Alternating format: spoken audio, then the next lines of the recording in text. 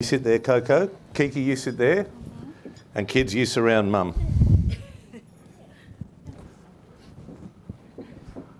Beautiful. You feeling okay? Yeah. It's brave to get up here. I mean, even I'm nervous. This is the biggest room we've ever had. Don't want to make you even more nervous. I think we've got about 500 people in here. Thanks. Now I'm going to need you to hold that microphone up. Coko, Is it on? Yeah. It's on. Introduce us to the girls. Hi.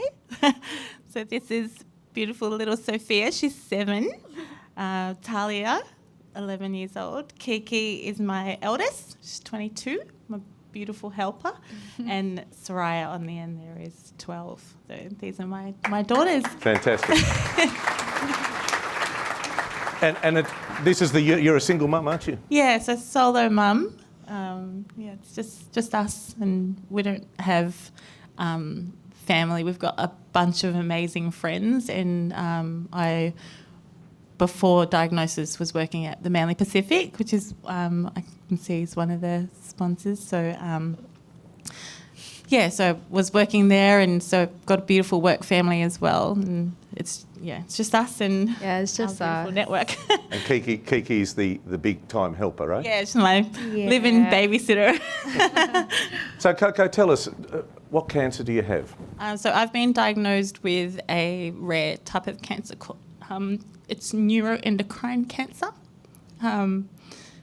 It's a cancer that it's not due to lifestyle or anything, so it's not because of, it's like lung cancer or anything, smoking or anything like that. It's just cells in my body that have mutated. And how long have you been fighting this cancer? So I was diagnosed in September last year, and I had a lump in my mouth that I noticed in around about June. So, and then it took a little while to get in to see a specialist, and then by the time I actually got in, You're right. by the time I actually got in to see the specialist, they had already said that it was at stage 4.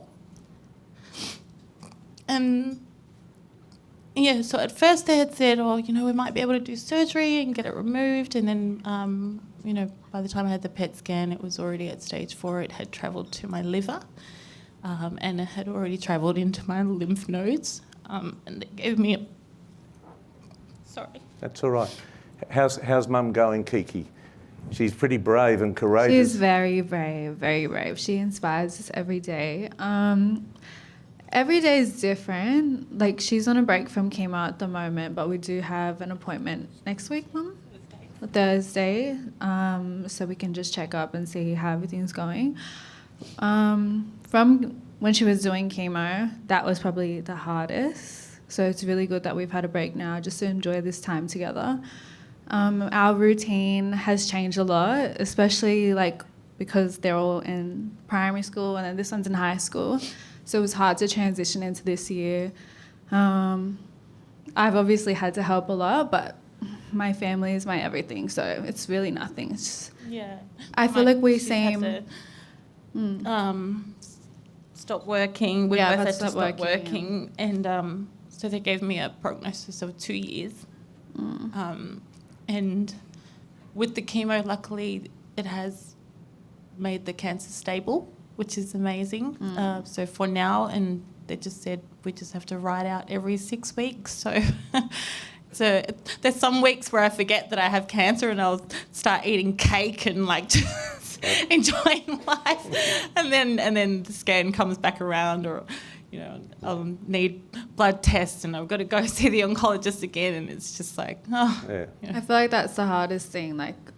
We're home together every single day, and that is the best time, us spending time making memories together, and it feels normal, but we forget, and that's the hardest part about it all. Coko, how did you find out about Dreams2Live4? I actually have a friend, Eleanor, in the crowd. Her husband also was diagnosed with cancer and sadly passed away last year. And 2 years from, so they had their dream, that's right, they had their dream 2 years ago, and then Jonathan passed away a couple of weeks later.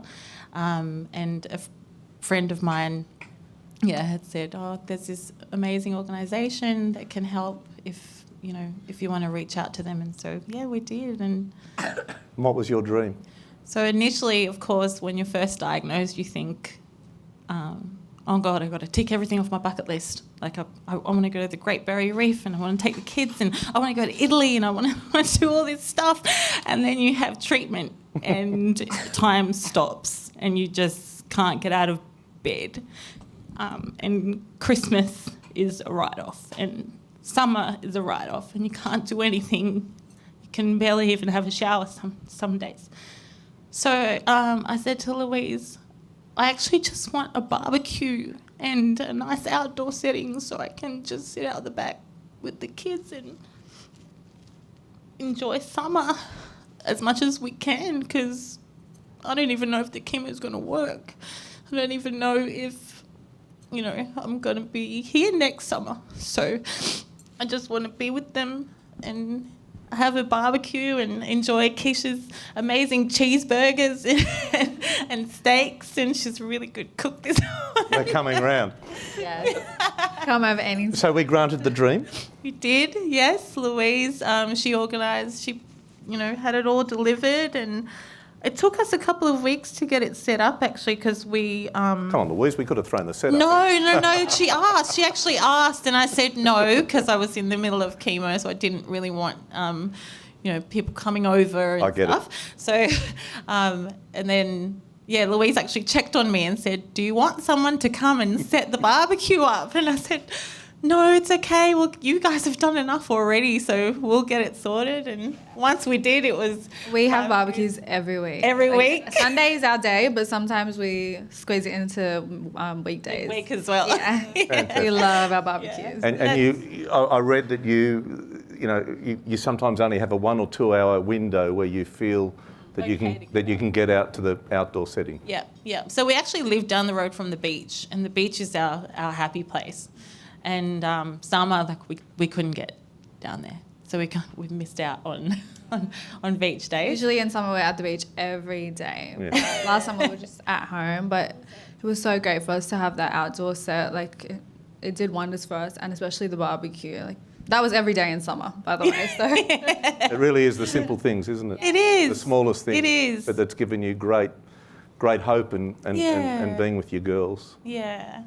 So how important has Dreams, this organisation, been to you in this really tough, rocky road you're navigating? Yep. Well, I think for us, it's definitely it's reminded me of the fact that we do have a community. Yeah, that we have support. Yeah. Because it is just us, but... And it's hard to receive as well. I think, being a solo mum and always in survival mode, it was like, it was just like, I'm the one that has to make it happen. I'm the one that has to provide. And it was hard at first to receive. I was just talking to Eleanor about it before. It was hard at first to receive, but then Louise and the team just made it so easy. And they didn't make me feel like I was, a charity case or, no. They made me feel like just a person.